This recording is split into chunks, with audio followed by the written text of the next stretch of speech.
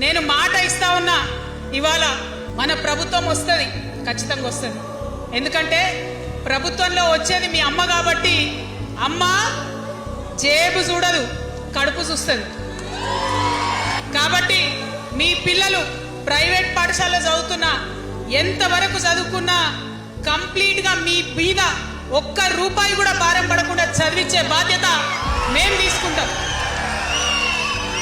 అది ప్రైవేట్ పాఠశాలలు కానీ, డాక్టర్ కానీ, ఇంజనీర్ కానీ, రాకెట్ సైంటిస్ట్ కానీ మన తెలంగాణ బిడ్డలు చదువుకుంటే ఒక్క రూపాయి కూడా పేద మధ్యతరగతి వాళ్ళ మీద భారం పడకుండా ఉచిత విద్యను అందించే బాధ్యత నేను నా తెలంగాణ బిడ్డల కోసం తీసుకుంటా అని ఈ సందర్భంగా తెలియజేస్తున్నా.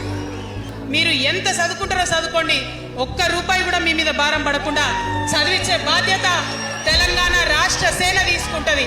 ప్రైవేట్ పాఠశాలలు కూడా బాగుంటాయి, ప్రభుత్వ పాఠశాలలు కూడా బాగుంటాయి, కానీ భారం తల్లిదండ్రుల మీద పడదు. అది మీ అమ్మ ప్రభుత్వంలో జరగబోతుందని, మీ తల్లి ప్రభుత్వంలో జరగబోతుందని మీకు మాటిస్తా ఉన్నా.